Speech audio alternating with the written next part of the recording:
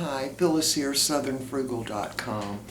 I wanted to do a video on women's employment in the late 1950s, 1960s, 1970s, and some of this even carries over into the 1980s. Now, a lot of you ladies that are as old as I am or close, and you worked, you know a lot of these things, and I might leave out some things, so y'all please leave all the comments you'd like for the comment as long as you would like, so we can let the younger ladies know how it was. Alright, so first of all, in the late 1950s and the 60s, there were very few jobs that were open for women, but the ones that were mainly teachers and nurses and office workers like bank tellers and waitresses. That was almost always women. I don't even recall ever seeing a waiter during that time. First of all, there weren't that many restaurants either, and telephone operators were 99.9% of the time were female. And of course in retail sales, but now in retail sales, in the men's department, men worked there, but the rest of the store pretty much was going to be female, other than in the appliances. Now in the appliances, even I remember Sears and Roebuck back then had men working in the appliance department, and they made commission on what they sold. Now, I don't ever recall women making commission on anything that they sold.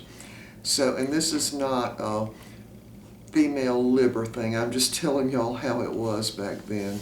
So women were factory workers, of course, also. They didn't usually have jobs where they had to lift anything heavy. And I already mentioned telephone operators and beauticians. Now, I don't recall really until, let me see, maybe in the middle 70s where men were beauticians too. And of course, men went to barbershops and women went to beauty parlors, we called them. And of course, in the when women got their hair done, the beauticians were always women. And women worked in dry cleaning establishments and laundromat type things where they did men's shirts and all that, and had this machine they put them on and ironed them out and all that. And of course, women worked in the food industry. They also worked as domestic help, and they also worked as farm laborers, maids, cooks, babysitters, and Mr. Bucky mentioned airline stewardesses, but there weren't that many jobs open for airline stewardesses.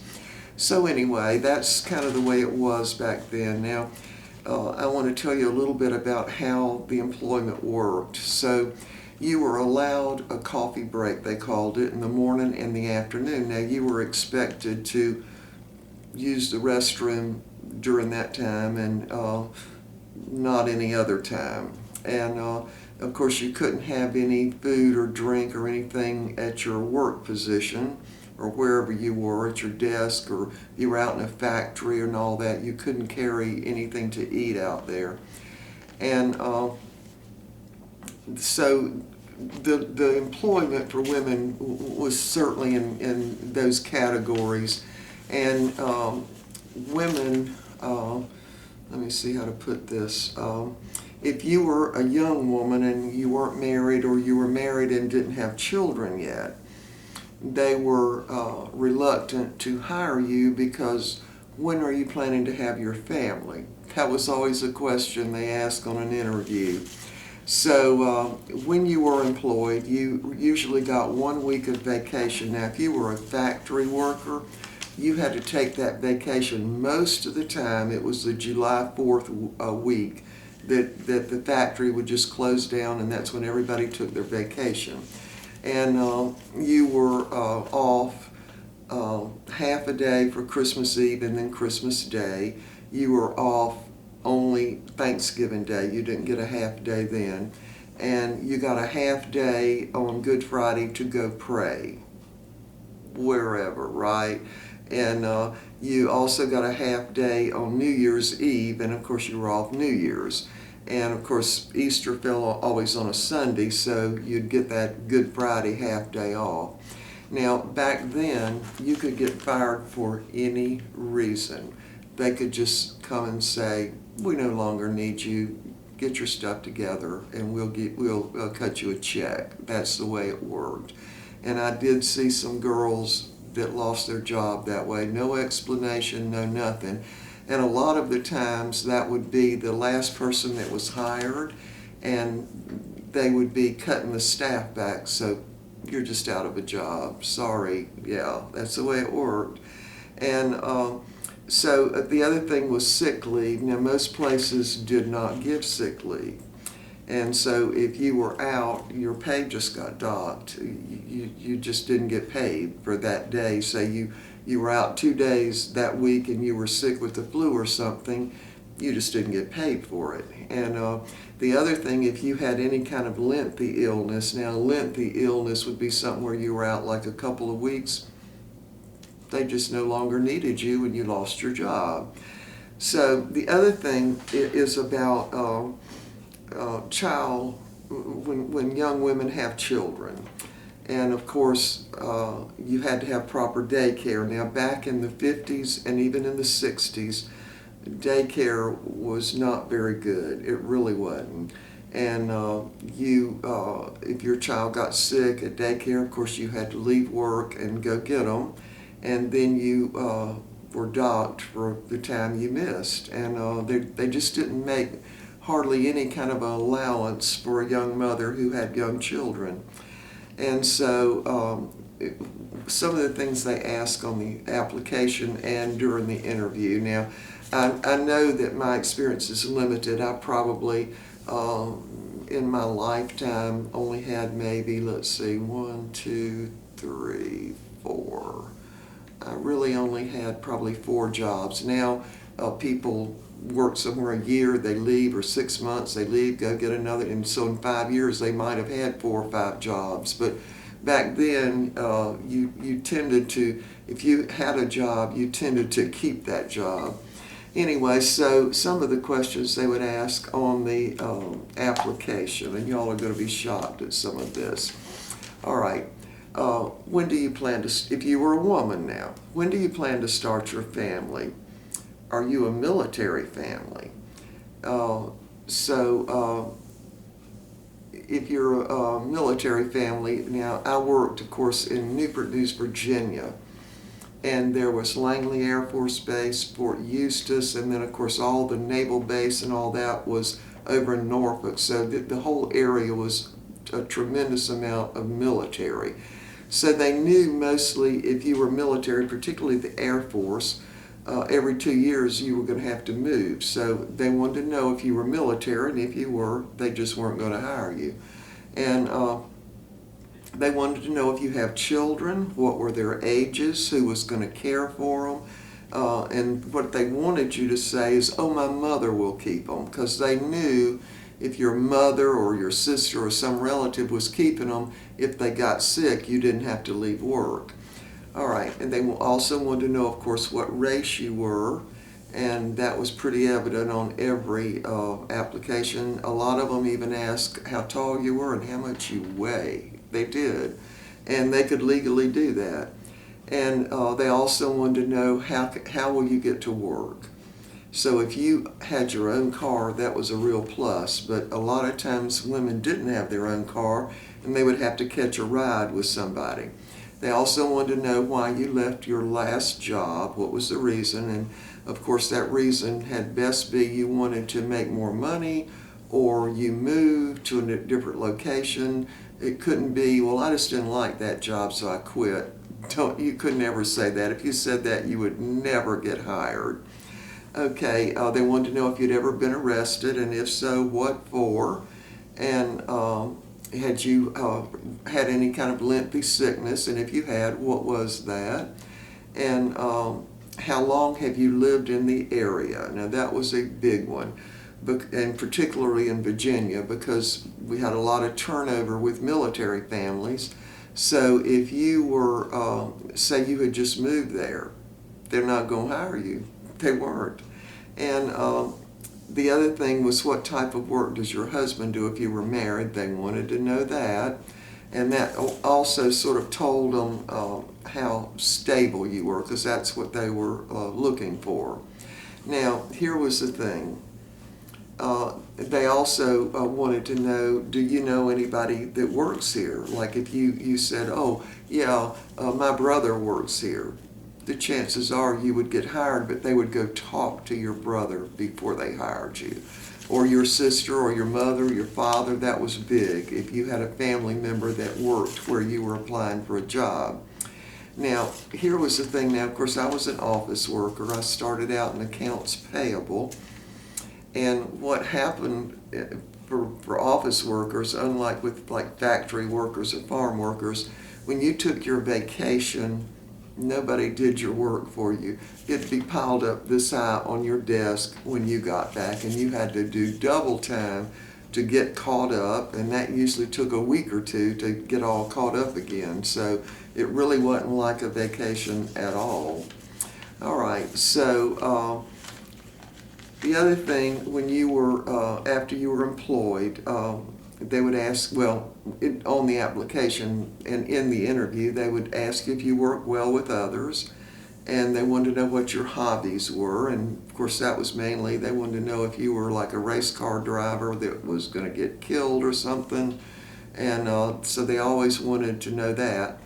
And the other thing was, you were, every job you were hired on a temporary basis. So you were on probation for like 6 weeks, and they would always ask you, do you feel like you can do this job? And of course, you didn't know whether you could do the job or not. You thought you could, that's why you applied, but you weren't sure, so you had to be careful how you answered that one. And again, they wanted to know very much about who would keep your children if you had to work overtime, because, and I do remember working with women that couldn't work overtime because they had to pick their children up, so they didn't like that.